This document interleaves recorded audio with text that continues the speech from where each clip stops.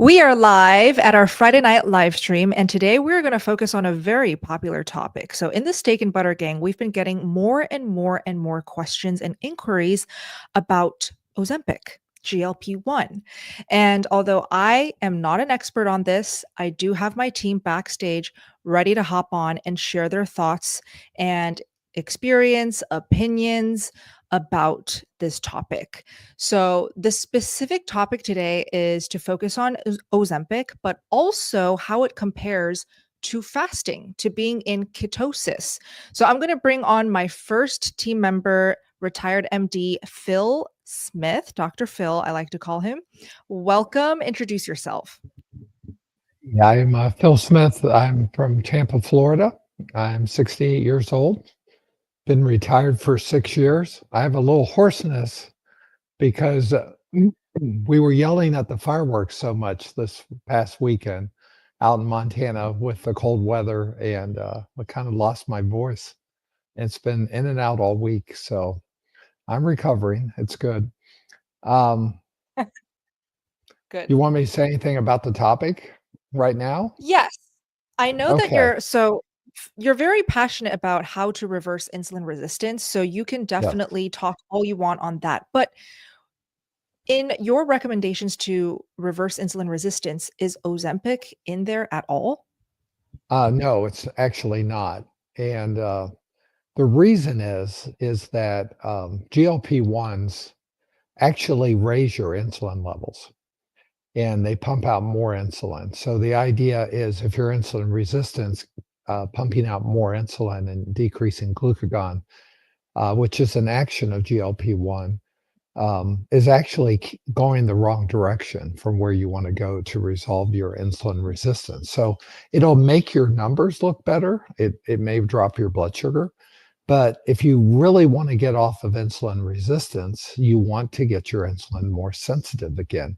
And you don't do that by increasing, pumping out more insulin. You do it by fixing the problem that is really causing it. And most of that is inflammation and dysfunction at the cellular level. So by going carnivore, which is an anti-inflammatory diet, you begin to reduce the inflammation in your body. And the inflammation in your body has to do with higher level of insulins, which have created inflammatory tissues in your adipocytes, which are your fat cells, and they become loaded with mast cells, which are white cells that degranulate and release histamine. And you want to be able to reduce insulin through carnivore way of eating. And I usually recommend time restricted feeding to do that. Over time, that will reduce your insulin levels in your blood and reverse the insulin resistance and lower your insulin levels. So I think it's a much superior strategy. So some people think, oh, I'm just going to use the GLP-1 as a bridge to lose weight. But from a physiologic standpoint, yes, you will lose weight. But you only need to lose, if you're overweight, about 5% of your body weight in order to uh, improve your insulin sensitivity. So you really don't need a GLP-1 to do that. You'll do that just by mainly going carnivore.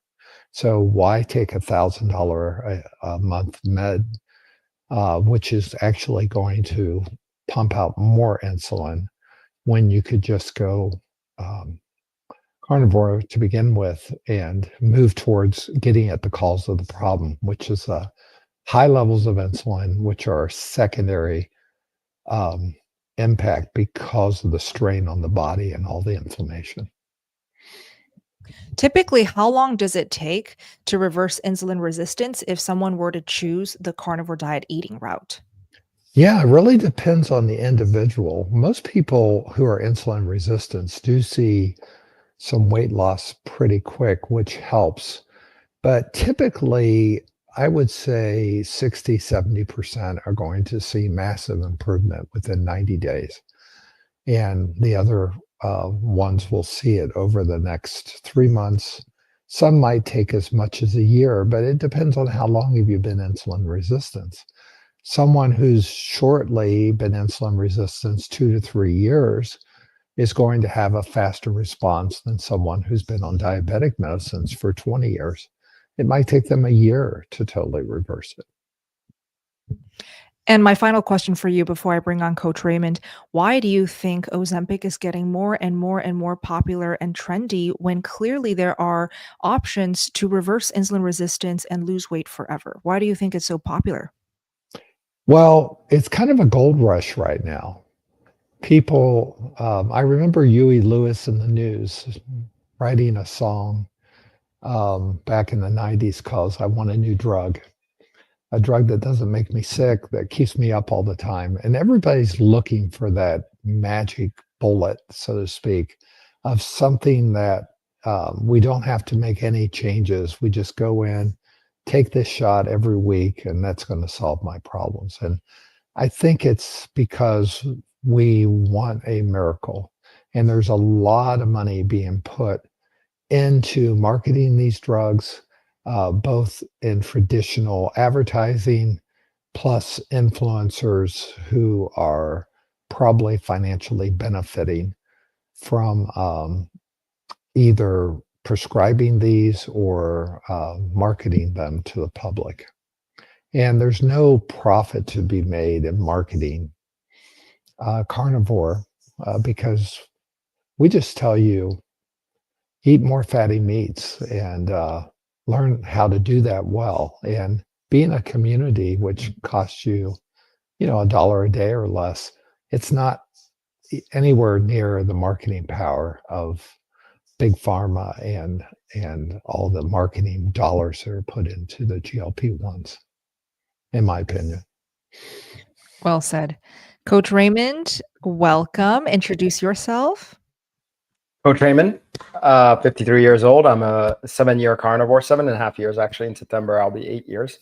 So had a slew of issues, and overweight was actually, I was obese, morbidly obese at the time, 44-inch waist, pre-diabetic. Technically was diabetic, but anyways, I had all the symptoms of a diabetic, but I also had diverticulitis, heel spur, sleep apnea, just a bunch of illness, and all of that turned around on carnivore diet. It did take time, but all of it eventually turned around, and I've had the chance to actually have a second life. And I never thought I'd have that chance at such a late age, at 53, feeling back in my 20s again. So it's really nice. Coach Raymond, you've been helping people troubleshoot and succeed on a carnivore diet, reach their goals for the past almost 7, 8 years. So, have you noticed an uptick of clients coming to you for carnivore coaching and also currently on Ozempic or trying to get off of it? Yeah, so I have had, especially in the group, they're doing Ozempic, and unfortunately, the clients are kind of like ashamed of it. And I've had some that's one-on-one about it. I don't tell them either way. If the doctor wants them on Ozempic, I'm fine by it, but it does make things a little bit more difficult. It makes it difficult for them to eat enough. Ozempic actually kind of really makes carnivore much more difficult. What I've noticed is that a lot of the clients actually decided on their own to say, you know what, priming doesn't seem to go well with this. So they learn to titrate themselves, or they titrate themselves as they're trying to eat more of a carnivore food. And that's worked pretty well. I've noticed that it has worked in tandem to get into the carnivore diet for them, because the cravings are already gone. And on top of it, when they prime, the cravings are gone, so they don't notice a real shift. So that part can be an advantage. I don't like it because, I know that once they prime, all cravings are gone. So for some people, that's the magic. It's like, oh my God, the food noise. This is heaven drug because it takes away that food noise. And I'm like, you can do that just by priming and going on a carnivore diet. Thank you for your thoughts. Now, I'm going to put up a question right here. We take questions during these Friday night live streams for those who are watching right now and then watching the playback. We do these almost every single week. To submit your questions, just put a capital Q like shown above on screen and then type your question and we will go through as many as possible. So Maxie says, hi from PY. My mom stopped with Ketovore because she lost a lot of hair, cramps, and constipation. Could hyperacidity from all the meat and eggs be a reason? She is 84 years young, vegetarian all her life. Wow, that's crazy. Let's start with Phil. What is this hyperacidity? That's kind of a vegan line that if you're a vegan, you think the meat will make you hyperacidic. That's actually a fallacy. Your blood pH stays within a narrow range, regardless of what you eat. So the very assumption of hyperacidity is assuming a causation, and it really doesn't exist. Now, there's nothing wrong with an 84-year-old becoming carnivore, but or ketovore, there is an adaptation period that everyone has to go through. And normally people lose hair because they've gone through some stress in their body. And it's usually a stress related to some deficiency of protein. And we see a lot of people that go ketovore and carnivore, they're not getting enough protein, they're under eating. And that's a very, very common cause of hair loss.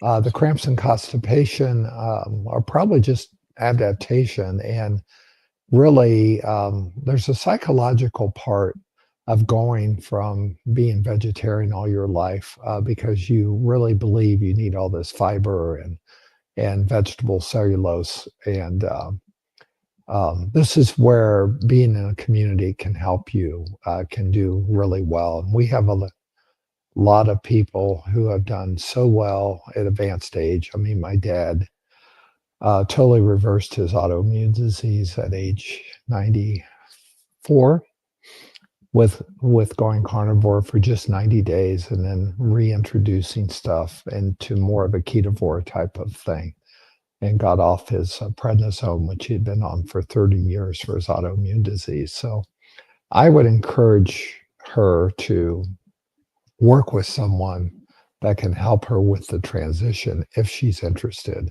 and not assume that she can't do it. Absolutely.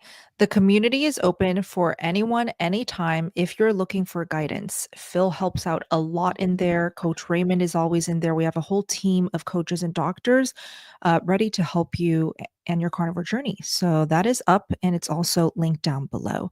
Now I want to bring on our last team member to introduce herself. Melanie, introduce yourself. Welcome. Hello, how's ready? Hi, my name is Melanie. I'm 59 years young. I am a 3.5-year carnivore.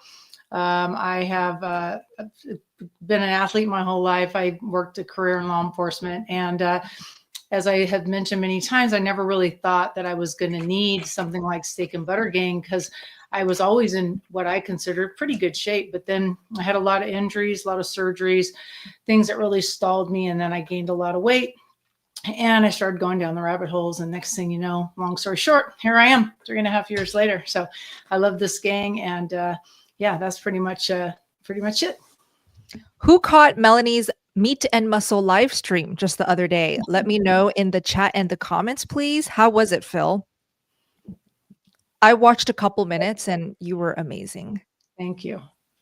Yeah, she did a great job with it. And that's one of the benefits of being in the community, is you get all this extra help with things. And I learned a lot from Melanie. I encourage people to watch it if you're in the steak and butter game. Thank you. Beautiful. All right, let's put up our next question. Austin wants to know, how much water should I be drinking a day? I really need to start tracking because I feel like some days I'm getting way too much and getting up 15 times a night, and other times not enough. What do you think, Melanie? Well, I think the way we teach is you just drink to thirst. Now, if you're cramping and you're having some issues with that in the beginning carnivore, maybe drink a little bit more, but just drink to taste. We don't really buy into the whole, oh, I need to drink a gallon of water a day, because that actually can be, I think, a little bit more harmful than people realize. So I would just, just drink till you're thirsty through thirst, and not guzzle a whole bunch of water at one time. Any thoughts, Raymond, on that? Yes. So, I understand about not wanting to wake up 15 times a day. I do want to say that during priming, you do tend to get more thirsty. So it's a good idea to drink to thirst, just like Melanie said. I want to let you know that different times of the day, different heats is going to change your thirst. So by tracking, I don't know what you mean. Do you mean trying to get a certain amount per day? Because certain days require different needs. Let's say you're outside most of the day. Of course, you're going to be drinking more water. So that's kind of an obvious. But let's say you're just sitting down inside, you're going to need less water. And of course, let's say you're priming or versus fasting, during fasting, you tend to drink less. But anyways, we like to track by your thirst signal. We don't think it's a mistake that your thirst signal is there for a reason. And once we learn to listen to it, we'll do better in the long run. Mariana wants to know what actually causes histamine intolerance with the carnivore diet. What do you think, Raymond? That's actually a good question. So with histamine intolerance, and for carnivores, I want to let you know that doesn't last. Okay, there's a lot of people that had histamine intolerance and it's gotten better later on. I was that same way. But as far as what causes it, I mean, that's a really good question. That's more physiology. I have no idea. Maybe something went off on the gut. But I mean, Phil? Yeah. I'm sorry I'm losing my voice. I may not make it the full hour, Bella, so I'll do the best I can. Oh, sorry. I'm sounding gravelly. I may need to leave and get some water. But so when you're, let's talk about the physiology of this. So you have adipocytes, which are your fat cells. And your fat cells get infiltrated due to inflammation with mast cells. Mast cells are the white cells that carry around histamine. Okay. And so as you are reducing the inflammation in your body, you're beginning to increase a hormone as you get your insulin resistance down and insulin more sensitive. You begin building a hormone that a lot of you have never heard of called adiponectin. And adiponectin helps your fat cells to start expelling those mast cells, and they start to decrease in numbers. And that's one of the things we see from under the microscope of fat cells in animals that go from insulin resistance, which have high concentrations of mast cells in your adipose tissue, to the same mice after they become insulin sensitive. Their fat cells are no longer laden with mast cells. So those mast cells have to go somewhere. So they leave the adipose tissue, they become circulating mast cells, and your body eliminates them. And you get these showers of histamine that occurs. So it's actually a form of detoxification. So it's actually a good sign. And you just need to manage how you get through it by not eating higher histamine foods, which are going to add to the histamine load at the time. And Phil, while I have you, what are some symptoms of histamine intolerance if somebody doesn't know if they have it or not? Well, so think about histamine as the mediator of allergic reactions. So you can get extreme itching, you can get abnormal swelling, restlessness, irritability, and you can get skin rashes, especially itchy skin rashes. There's a lot of others, but those are the main ones. It's always hard to know what you're detoxing from, but if there's redness, inflammation, itching involved, that's usually histamine. And if someone can just type this for me in the live chat, 2 farms are able to cater to histamine intolerant carnivores by shipping non-aged meat. Billy Doe Meats is the first one, and the second one who can do it easily is Dry Lakes Ranch. Billy Doe Meats and Dry Lakes Ranch. So for anyone who's struggling with histamine intolerance and anything you eat triggers you, gives you congestion, gives you itchiness, rash, do look into these 2 farms, okay? They can cater to your needs easily. All right, this is our next one from Amanda. Is it okay to eat 1 to 2 sticks of butter every day? I'm worried I'm eating too many calories. So those 2 statements, I feel like clash a lot. And so which one do you prioritize more, Amanda? Eating as much fat as your body craves for, or making sure you don't go over a certain number of calories a day? Raise your hand, guys, if you count calories these days or count calories at all. No hands are up. Exactly. Thumbs down. So the beauty of carnivore is you don't have to count calories. You can trust your body's hunger and cravings. So Amanda, if you're telling me that you crave for 1 to 2 sticks of butter a day, like you actually want to eat it, you need to eat it. There's a reason why your body wants it. I don't know how young you are. If you're menstruating, definitely eat the fat. If you feel like anyone who's listening, actually, I'll make it more general. If you feel like you're craving for the butter, but somehow you feel like the butter is giving you some inflammation, it could just be you're craving for animal fats, and you can just go for a more gentle animal fat. Tallow and suet, S-U-E-T, are going to be less inflammatory than butter. So I want to make sure everybody who's watching this specific video knows that you do not have to eat butter to be a high fat carnivore. You don't have to do it, even though Dr. Bright's protocol easily, she just says a stick of butter a day because it's easy and palatable. But obviously for the more autoimmune healing, histamine intolerant, and sensitive carnivores, tallow and suet. What do you think, Melanie? Yeah, I agree with that. Yeah, I'm not a suet person. I'm just going to say, but I also eat bone marrow. I love bone marrow. Oh my gosh. And, and of course I like my butter right out of the refrigerator off the stick, just like Bella. I don't have any issues with it. So totally. Let me know in the comments, guys, who are watching, do you eat butter like straight up out of the stick, out of your fridge, or do you have to eat it as a meal, as a side? You can't eat it alone. Let me know. So this is a perfect time to just take a quick little break to reflect on this past weekend. How can we not? Phil, he lost his voice from it because he had so much fun. I cannot stop thinking about it because I got to hang out with my beautiful, amazing Steak and Butter Gang team, Steak and Butter Gang members, all of my carnivore friends and speakers. Let's just share screen really quick and give you a little recap of the first Steak and Butter Gang meetup in Bozeman, Montana.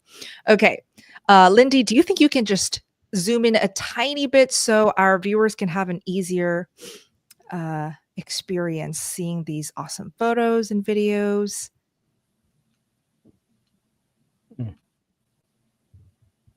No. Okay. No worries. Okay. So this was a cute photo that I took the moment I landed in Bozeman, Montana. I saw Todd built these gorgeous signs that are like 8 feet tall. The top one says SBG established 2020 because that's when the Steak and Butter Gang first was created. And the bottom is SBG welcomes you to Bella's Cafe. So it is official. I've always dreamed to open up Bella's Cafe in real life, and now we get to have it in real life once a year. For now, it's once a year. And so this year it was 4th of July until 5th of July that Bella's Cafe was open. And then next year, you guys can expect the same. July 4th, July 5th, 2026. It's linked down below if you want to secure your early bird pricing tickets before those pricing and spots run out. This is what I served at Bella's Cafe. Do you want to talk about this, Raymond? How did it taste? It was awesome. I mean, it was from Dry Lakes, and it was the thickest, the fattiest tomahawk I've ever tried. and it was smoked, so you had that smoke flavor. It was so good. I mean, I really enjoyed it. I would have had another one, but that was a big tomahawk, so it really filled me very well. Each of my dinner guests got an entire tomahawk. Okay. It's all you can eat in SPG. There is no such thing as toddler portioning it out. Each person That's got right. a whole tomahawk, just so you know. And we will And continue. the bone. And the And the bone. bone, that's right. marrow. Yeah, Absolutely. that's it. And speaking of bone marrow, Melanie, how was this? Yes. Oh, it was so good. Oh my gosh. I'm drooling already. I need some right now. It I know, right? was awesome. Beautiful. And I had never really eaten bone marrow before I came to Carnivore. I just started eating it maybe about a year ago. So I really didn't know what I was in for. But oh my gosh, it's just amazing. Right. And we also served some raw because some carnivores who were eating dinner was like, can I just have it straight up raw? That's actually love how it I raw. prefer to have bone marrow. If we can go back to the bone marrow photo, Lindy. So this that she's showing right now is actually smoked right here. That's why it's dark brown. It looks really golden and roasted. This is smoked, but I actually prefer bone marrow raw. It tastes very similar to like cold butter. It's just so it's so luxurious. How was it, Phil? Mhm. I thought it was the consistency of a fudge. It was much Mhm. different on your palate than butter. It was Yes. excellent. I can imagine. I could imagine how good it was. Right. It's just delicious. Okay, let's quickly go through these just to give everyone a recap for those who missed it. This is Dr. Baker. I invited him to be one of the speakers, and he was more than happy to come. In fact, he brought his whole family, his son, and his 2 dogs, and he made a whole RV trip out of it. So, just to give you guys a heads up, Montana is a beautiful place to take your family and friends, vacation, explore. I think having it on a holiday weekend is perfect if you want to stay a little bit longer next year if you guys come. And yes, pups are always welcome. Let's keep going. I served my favorite raw unpasteurized dairy. Like, how could I not serve one of my favorite carnivore foods and staples at my own meetup? So I had raw milk, I had raw cottage cheese, I had raw smoked cheddar, and I had tons of raw butter. Now, 3 of you guys, guess which was the star of the show that I kept hearing feedback about? The cottage cheese. That was Absolutely. an awesome cottage You're cheese, right. yeah. You're right. So I it's love the the Right. cottage cheese. Oh my gosh. It's so Oh, good. It's the jar that Elle in the white dress is holding up. Elle is Dr. Chafee's fiance, by the way. So it was such an honor to have her there. She was serving the raw cottage cheese. People were blown away at how delicious it was. And Miller's Biofarm was wonderful to just give us this much quality raw dairy to serve. So thank you, Miller's Biofarm. They're linked down below if you guys want to shop. Their raw milk is like no other though too. I mean, I can get raw milk here. It's good, but theirs is Stunning. amazing. Yeah. So sweet, so creamy. Mm. Yeah. Let's keep going. Ooh, yeah. This is the SBG team panel. So many people intently listening, asking questions. I think this was the proudest moment for me to see my family, my team represent the carnivore diet so amazingly. That's Coach Raymond sharing all about his experience. And let's play this one just to give you guys an idea of how cozy and welcoming the vibes are. Everything was just so perfect. So this was the barbecue tent, day 1. It was awesome. Day 2 was the Q&A and VIP dinner, which we will mimic again in 2026. And me and Elle just giving out raw dairy at our mini little raw dairy stand. That's raw cheese. Oh, that's delicious. You're making me hungry, Bella. Yeah, that's the superstar cottage cheese right there. And yeah, it was just so much fun. If anyone was there this past weekend with us, please let me know in the comments. Please share that in the live chat. I would love to see you guys and say hi. I met so many of you guys, made such beautiful connections. these in-person meetups, whether or not it's ours or Healing Humanities or Dr. Wiedemann's, like everyone is doing meetups these days. I highly recommend making time to just go to one of them. It helps you secure your commitment to this lifestyle, and you make such amazing friends. It is awesome. So, Lindy, if you don't mind just putting up our landing page, and then we'll hop right back into the questions. But I just wanted to show you that 2026 tickets are officially up and open. And it is linked down below in the description box, but the URL is sbg.events. And so if you type that on your internet browser, on your phone, iPad, computer, the landing page will pop up and it will look like this. So it should say July 4th to 5th, 2026. But if you scroll down, you will see the ticket options. And let me just quickly explain it to you guys, because I know that these tickets are going to sell fast. And I want you guys to be able to access the early bird before I announce it anywhere else. So let's scroll down, Lindy. Yeah. So early bird on sale now. You have multiple options to pick the combination that you want, but day one is going to be the barbecue and the fireworks. So this is really kid-friendly, family-friendly, dog-friendly, and it's about 6 hours of fun, eating and connecting, and then fireworks at the very end.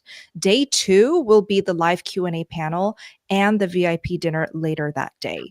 So it's up to you if you want to do all three events or just two events or a single event of your choice. But when you bundle up and you see that 3-event pass, you do save more money. And on top of that, you get the early bird pricing if you book now.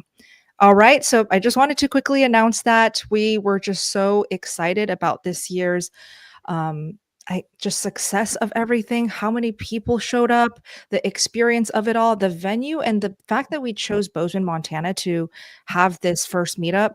It was the perfect choice. Phil, what are your thoughts of your experience? This is your first meetup too. Oh, Yeah, first time meeting the SBG gang, except for Coach Raymond. We've met in Atlanta, and we had such a good time. The mountains are beautiful. If you've ever seen any of the Yellowstone series, you're about 30 miles from Paradise Valley, where all of that took place, and you're 90 miles north of Yellowstone National Park. You want to make a vacation of it and come out. It is amazing. It was so good to talk to so many people for long periods of time. I just enjoyed the fellowship we all had. Raymond, any thoughts? Yeah. Yeah, I mean, really, this was amazing to witness. I'm so glad I was there. First of all, the best part to me about this meeting that we had, it was the community. All of us really wanted to talk to each other. Doctor panels were great. There's no question about that. And also our panel was great. But the best part is all of us gathering around and just mingling. And you just could tell with the mingling, it wasn't like, everybody hoarding one person. It was literally like everybody just wanting to get to know each other. And I love that. I thought that was great. It really showed the aspect of what we are all about, really, as the SBG is community. And it really outshone over here in the end to me. And Melanie, any final thoughts about the meetup? Oh my gosh, it was just amazing. I've been to several meetups. I think this is our third meetup now, Bella, between the three of us. Third. So I mean, again, the community and just the idea of being able to mingle with everybody and getting to meet such wonderful people, anyone who's just started carnivore to people who have been doing carnivore for years. And it's just a great atmosphere. It just makes you feel like, one big happy family. And for me, that's really what it's about, is the community. And SBG is my family. Absolutely. I love you guys so much. And I can't wait for next year. I'm literally already counting down the days. Oh my gosh, it's so good. Okay, let's go back to questions real quick. This is from Sue, specifically for Dr. Smith. Sue says, I have been doing carnivore and taking tirzepatide for the last 3 months. I feel great. Sorry, but I disagree with Dr. Smith. Obesity is a disease. I'm not looking for a magic bullet. It's a tool. What are your thoughts? Yeah, so I understand totally what you're saying. I'm just telling you physiologically, you probably have insulin resistance, and Ozempic or tirzepatide or any of the GLP-1s, if you look at what they do from a pharmacological sense, they increase your output of insulin, both your production and your um, increase the amount of release from your pancreas.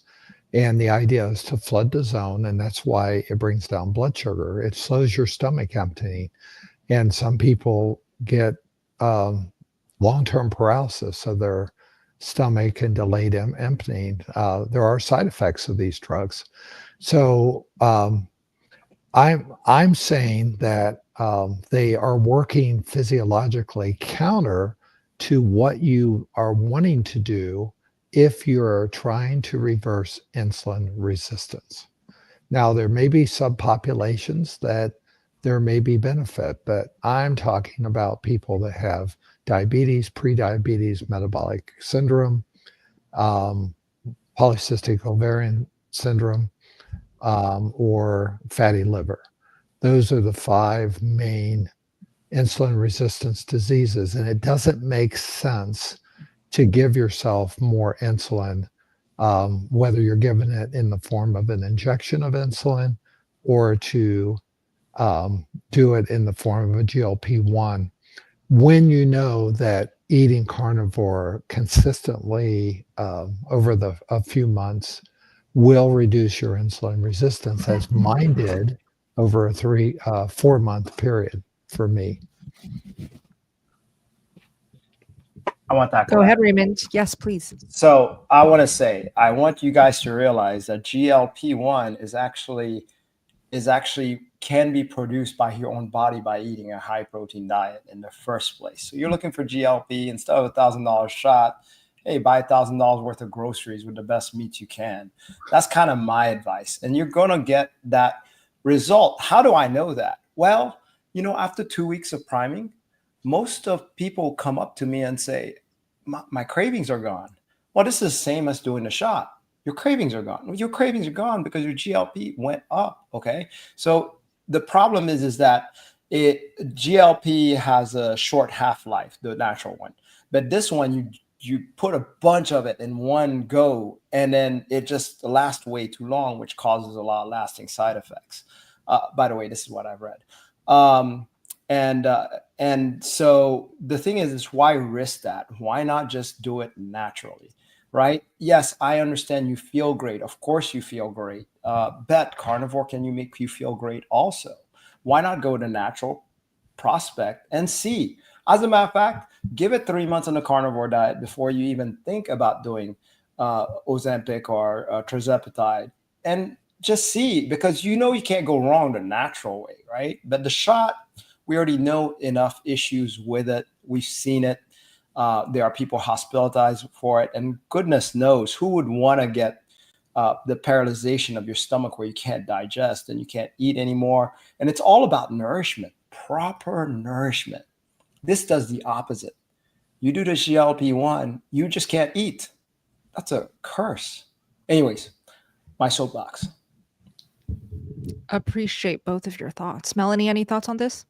Yeah, I don't know much about it. I just know that I've heard a lot of, not positive things. So, and I'm just not for any sort of drug like that. So I don't take it, and I don't really I leave it up to the doc to give the information, but yeah. No worries.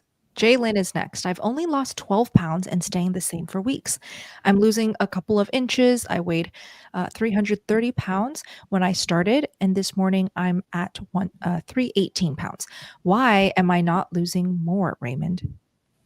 Yeah, I mean, look, so with the carnivore diet, I always like to tell people that it's not a weight loss diet per se. If we're looking at it for a weight loss diet, just strictly on weight loss, then the carnivore diet's not for you.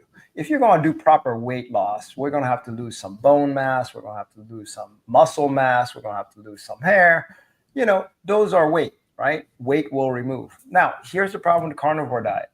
Yes, you could get fat loss from it, but you get muscle gain, you get bone mass gains. Your body's re-nourishing itself.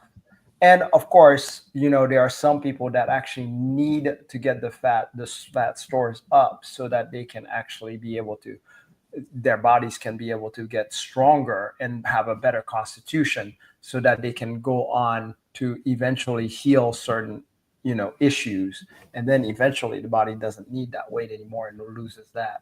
This is what I've seen from my experience. But if you're coming in for the carnivore diet for weight loss specifically, then it may not be the best choice.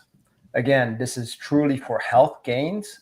And I can tell you, I've had so many clients, even though they gain 5 to 10 pounds, they said they've never felt better. And I was the same case. I was surprised early on that I did gain weight, but then I lost it also. No big deal. Well, with our members in the Steak and Butter Gang, and this is where Phil really comes in handy, like so useful and so knowledgeable. When somebody is morbidly obese or overweight in general, does this mean that they are also insulin resistant, Phil? Not necessarily, but probably the large majority are. I mean, it's not an absolute, but sometimes there's other components, but there's always inflammation involved.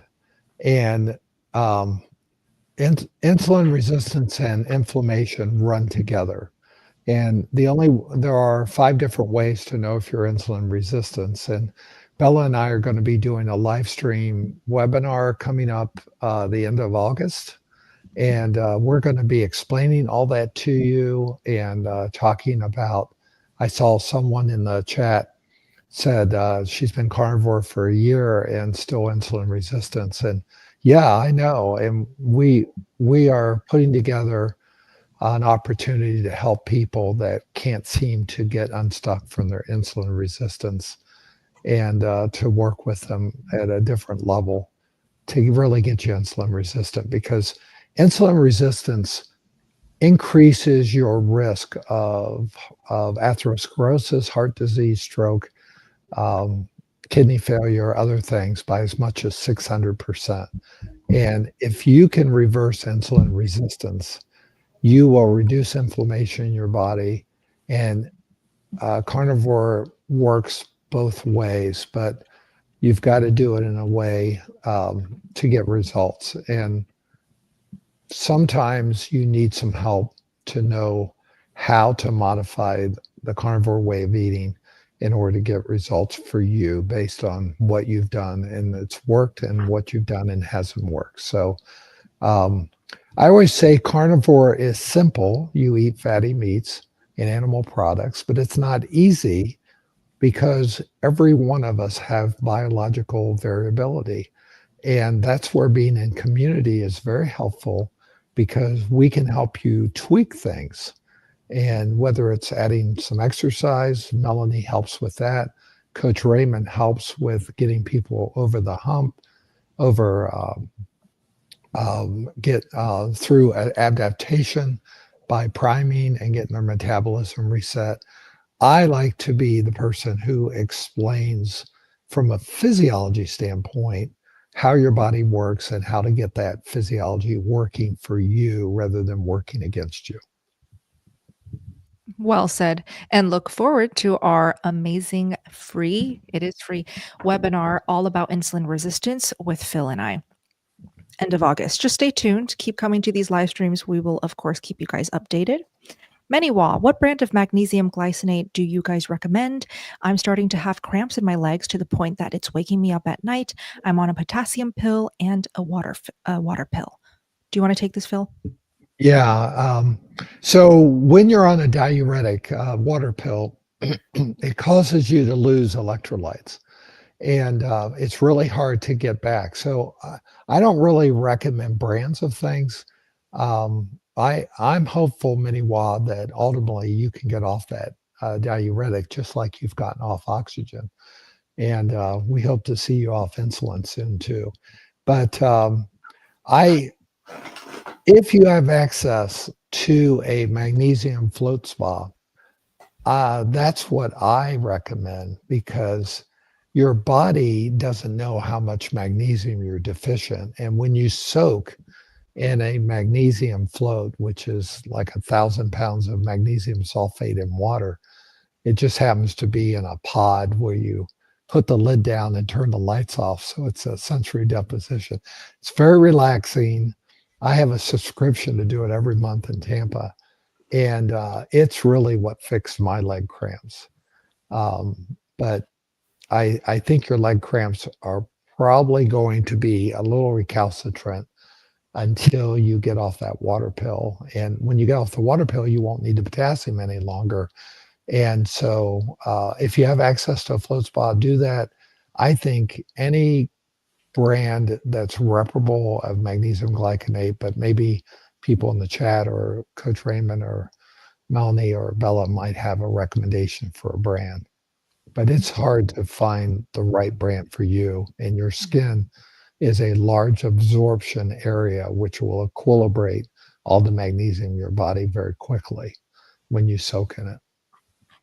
Amazing. Let us know what brands work for you guys. Patient says, I joined the 90-day challenge today. Yay, welcome. Ooh, I have gastroparesis and I'm worried that I'm not eating enough. I have a motility issue through my whole gut. Should I be worried about eating 3 meals? Raymond? Yes, you should. Gastroparesis. I mean, it's to the point where, and I'm kind of curious, are you doing GLP-1? Because that's one of the signs of gastroparesis. But what I would do is eat smaller meals throughout the day. Remember, to heal ourselves, we need the proper nourishment. So I like the concept, and you can choose which one you prefer, eating at least 5 meals, and you eat to satiation. You eat every couple hours. You right an hour after you wake up, you start eating, and then you just go a couple hours from there and just eat to satiation, meaning not even full, not stuffed, none of that. You can also choose, just like Lindy likes to say, every hour, 5 bites an hour. So you can choose to do that route also, but it's something that you have to really take seriously and see what happens. I'd like to add what gastroparesis is, because I don't like us talking about conditions without explaining what there are. So gastro means stomach, paresis means paralysis, and it's delayed stomach emptying. Your stomach, normally you should eat food and then the stomach empties within 30 minutes to an hour, and pushes it downstream into the first part of the small intestine called the duodenum, where the pancreatic juices and bile come down and helps the digestive process that is started in the stomach with stomach acid, and you add in all the pancreatic enzymes and biles. And we call gastroparesis if it takes longer than 2 hours for your stomach to empty. Some people do 3 or 4 hours. So I agree totally with the advice of Coach Raymond. You got to eat more frequent, smaller meals. And I would say you also probably shouldn't drink water while you're eating, so that you're not overfilling your stomach with a lot of water. Thank you both. All right. In these last 10 minutes, let's do rapid fire, 1 person per question. Maria says, I had a blood test a few days ago. The doctor said that my red blood cells are high. Any feedback, Phil? Well, if it's your red blood cell count, I wouldn't worry about that. If it's your hemoglobin and hematocrit, which are high, then there is a rare condition called hereditary hemochromatosis, but it's very, very rare. I've diagnosed this several times, and we treat that by having you donate blood. But in most cases, your red blood cell number, if it's the RBC count, goes up. It's because when you go carnivore, your red blood cells do not die and recycle as quickly. They become sturdier, and normally they live 90 days, and they live a little longer. So that is, if it's just the RBC count that's up, you don't worry about that. That's pretty normal carnivore response. Perfect. Kate, are any protein shakes okay on carnivore? One that I've been drinking is bone broth protein, but it does have 5 grams of carbs and some stevia. Other than that, I get no carbs. Thoughts, Melanie? Yeah, we just talked about this today in the open chat as well as my live last night. I don't recommend drinking your protein. You need to get full, meat, whole foods, right? When you're eating. Now, I did tell a young lady today that after the gym, if it's, necessary, she could do a beef protein, but not all the time, because we don't want them to confuse your hunger with, protein liquid with, whole food. So, stevia, of course, is a no thing for me.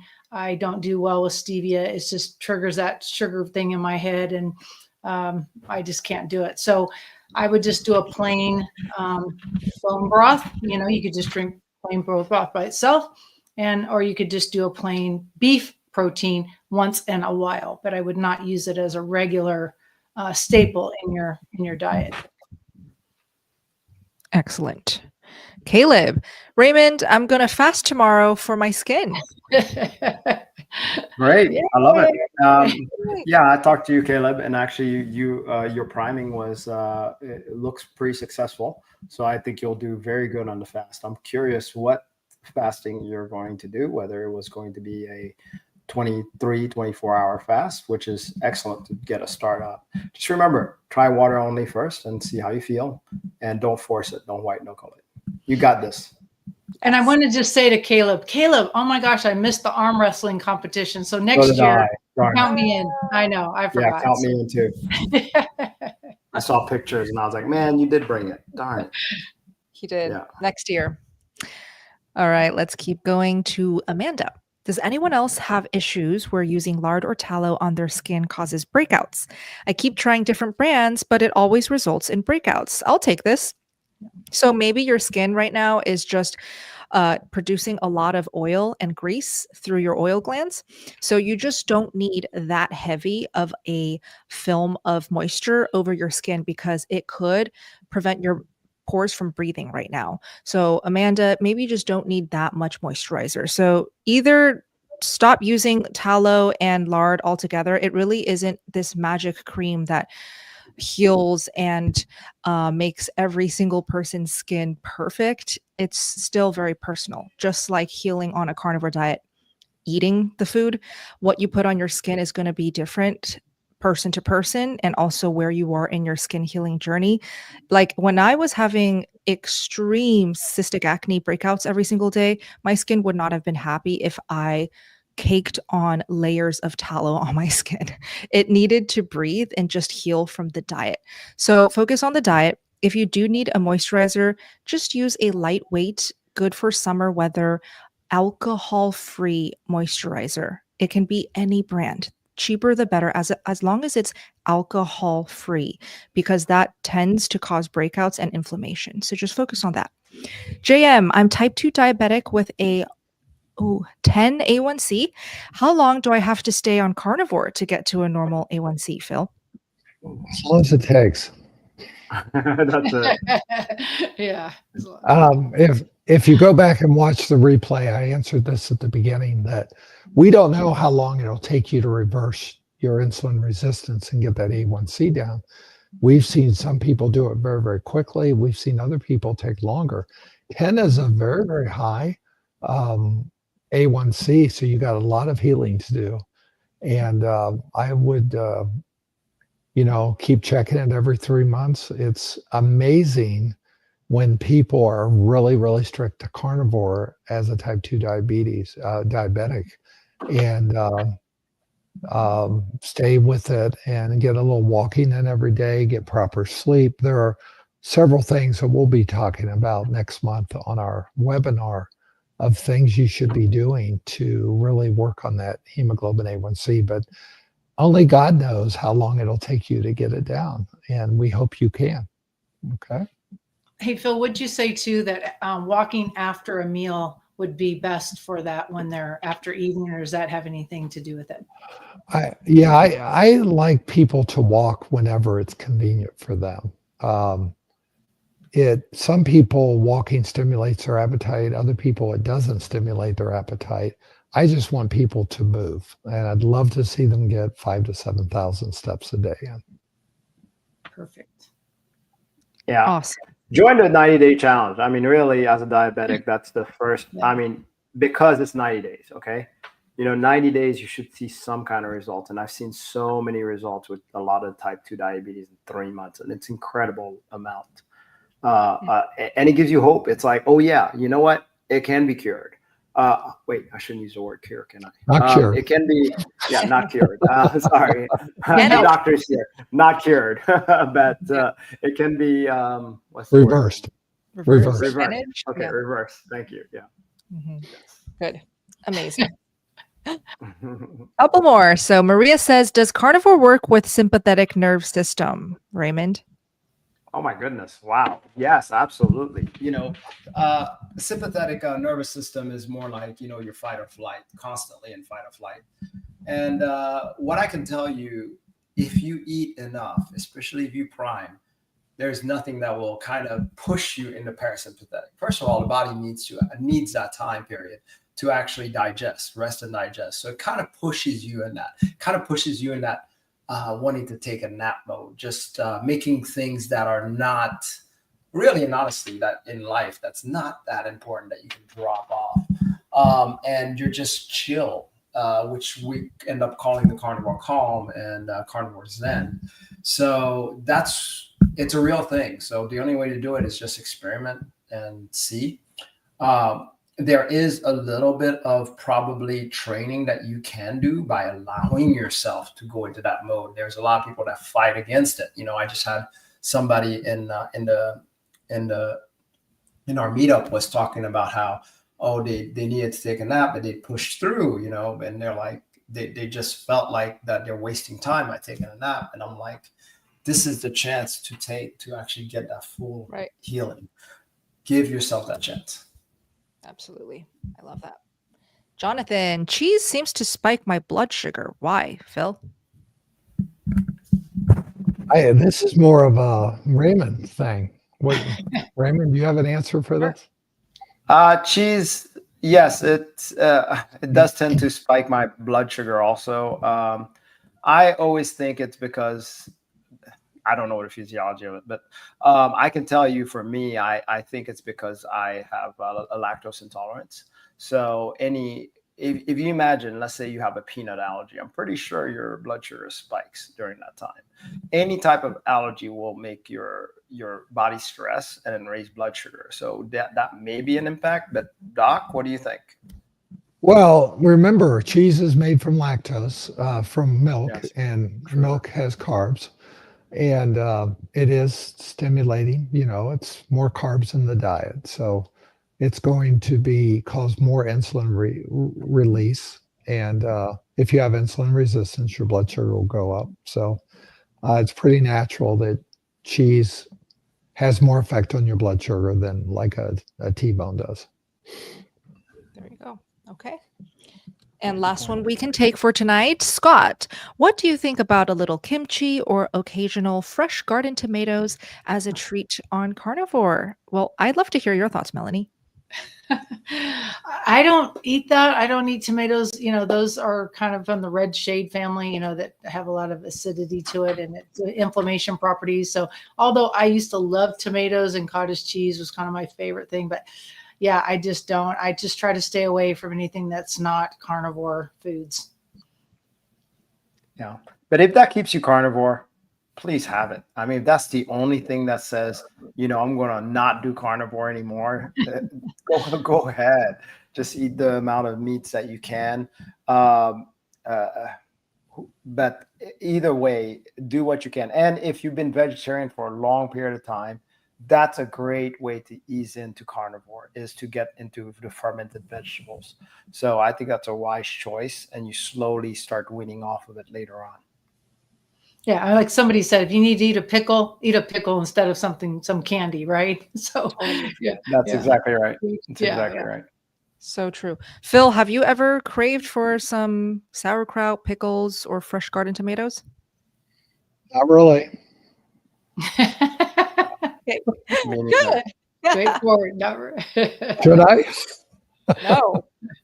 I mean, the thing with long-term carnivores, I notice with not just my team members who I talk to almost every day, but friends that I've made, doctors that I've learned from, the longer you're carnivore, the less and less you have you have that craving for fruits, for vegetables, for salads, and definitely for processed junk. Okay. Yep. So it kind of bleeds into the natural plant foods as well, the whole plant foods. And all you want is animal foods. That's what I'm experiencing day after day, 6 years in. Raymond, how about you? You're 8 years in. Totally. Gosh, I mean, look, let's be honest. I even got to the point where I don't like the smell of baked goods. They taste like chemical factory. If I see any fruits, they look like a bowl of wax. They're pretty to look at, but other than just the looking at them, they just don't appeal to me. There's no reach for it. So it might as well be one of those Picasso paintings of a fruit to me. It looks good, but doesn't go in my mouth. Love it. And we're not trying to be dogmatic and force you guys to be pure, strict carnivore. Right. Obviously, if you're craving it like Scott, it's absolutely okay. We don't want you to feel deprived, especially as you are becoming fat adapted, as you are slowly becoming less and less insulin resistant. Have those little luxuries, make yourself happy, have that joy in your meals right now. And down the line, you may actually be like us where you just don't want it. You don't need it anymore. So just trust the process. Thank you guys so much for your questions tonight. Phil, I'll actually have you wrap up with final words of encouragement, any announcements you'd like to make. Yeah, I just want everyone to realize that you can do this. And if you have any health issues that are related to inflammation, vessel disease, insulin resistance, mental health issues, you really ought to learn more information about the carnivore way of eating and consider being in a community, because as we found, as Coach Raymond said about the Montana Meetup, when you're in a community, this becomes a little less scary. It's good to know other people are doing this, making new friends, people that can support you, because often the people you hang around with today may be critical of what you're trying to do to get healing. And they will eventually come around. And I always tell people, put your oxygen mask on first, get yourself healthy, be the example, and other people will then come alongside. Yes. Wonderfully said. Well said. Thank you for that, Phil. We love you guys as always. We do these almost every single week, except for when the team or I am traveling. But if you're in the Steak and Butter Gang, we will literally see you tomorrow in the NSV party, Women's Hour, Men's Hour. If you're looking for support, guys, I do recommend joining our community, the Steak and Butter Gang. We do 90-day challenge phases, but you can join anytime and start getting support now. And finally, if you're looking for that in-person experience, July 4th to July 5th next year, 2026, is something to look forward to. If there's anything you're going to make time in your calendar, I'm not biased. Okay, I am biased. Choose us. I think it's going to be like so fun. Okay. And we would love to meet you anyway. So sbg.events for that. All right. Let's give a big thank you to the community. Thank you for spending time with us tonight, Friday night. See you guys next time. Bye. Thank you, everyone. Bye. Thank you so much. Have a great weekend.